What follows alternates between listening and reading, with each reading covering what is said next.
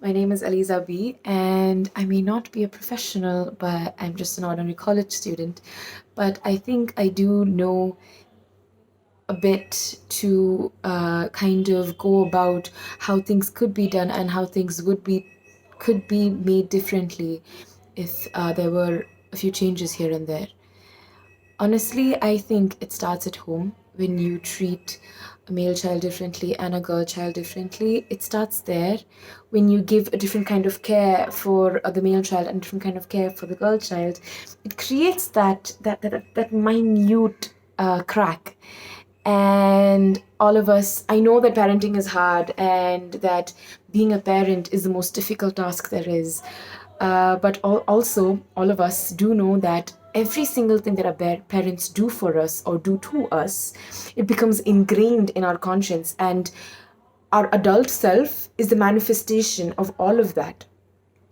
So it's kind of really, really important to give your child the basic education that they do not need to treat each other differently. They are equal because no matter your gender, no matter your no matter whatever you are or whoever you are, at the end of the day, all that is important is that in essence, you are a human being. And that is all that matters. And this it will definitely make a difference. And something that needs to be taught as well is the concept of consent. Consent is something really, really simple. It means yes.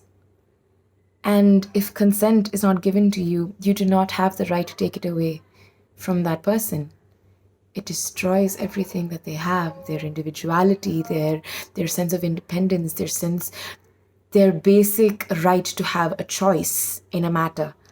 You're taking away all of that when you take away the consent of a person.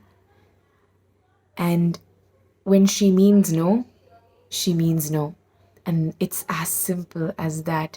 And the victim should never, ever feel shame for being raped. And I know it's very hard, and especially in a country where a woman's reputation is linked to her chastity, her virginity. I know it's extremely hard, but at the end of the day, you did not commit a crime. You are a victim of a crime.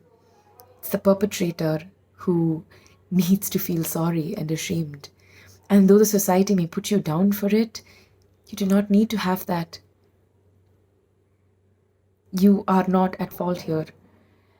And also, I know that it may seem barbarous and inhumane to give the rapist capital punishment or anything like that, and it isn't right to do that. But isn't committing the act of rape inhumane and barbarous as well? It's something everybody needs to think about before they. I'm not saying hold out slogans saying castrate him, castrate the rapist. I'm not saying that, but at least acknowledge the fact that it is inhumane and barbarous, and social media slogans aren't going to do anything unless there are things that are passed by the government in the parliament to do the to do things to make a change. And in a country which quotes Gandhi over and over again, be the change you want to see in the world, I think we need to start very simply and in very simple terms. And yes, that's all I have to say. And thank you for listening to me.